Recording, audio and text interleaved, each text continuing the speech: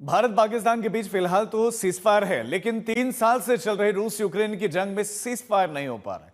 तुर्की में शांति वार्ता के बावजूद भी यूक्रेन और रूस का एक दूसरे पर हमला नहीं थम रहा है। रूस का असली बदला तो अभी बाकी है, लेकिन यूक्रेन की जमीन पर धधकती हुई आग थमती नहीं दिख रही। रूस और यूक्रेन की जमीन पर ना तो बारूदों की धमक थम रही है और ना धधकती आग बुझ रही है।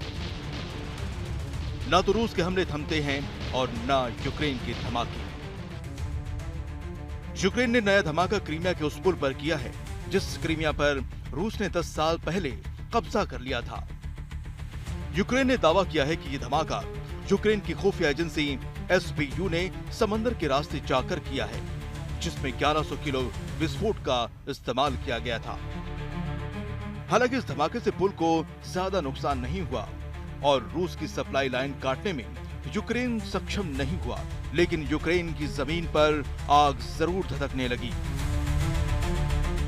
यूक्रेन के दक्षिण शहर ओडेसा में रूसी हवाई हमले में बड़ा नुकसान पहुंचा है।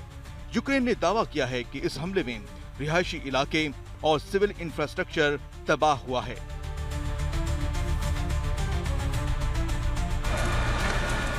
रूस ने ये हमले खार्किव और चेरनिहिव इलाके में भी किए, जो यूक्रेन के दूसरे सबसे बड़े शहर हैं। हालांकि इन हमलों में किसी के मारे जाने की खबर नहीं है।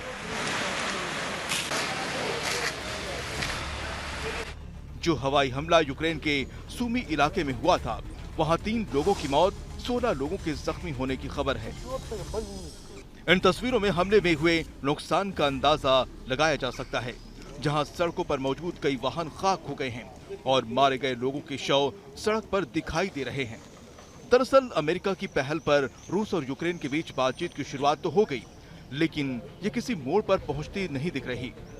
भले तुर्की के एर्दोआन इस्तांबुल में हुई रूस यूक्रेन की बातचीत को शानदार बता रहे हों, लेकिन हकीकत यही है कि इस बातचीत के फौरन बाद यूक्रेन का प्रतिनिधि दल अमेरिका पहुंचा था कि उसे और रक्षा मदद और हथियार दिए जाए। अब ये अंदाजा सहज ही लगाया जा सकता है कि रूस और यूक्रेन में शांति वार्ता धधकती आग में मुट्ठी भर पानी की बौछार की तरह है, और रूस के प्रतिशोध की ये आग कब और कैसे कितना भयानक रूप ले सकता है, इसका खतरा यूक्रेन और दुनिया के सामने बना हुआ है। आज तक ब्यूरो।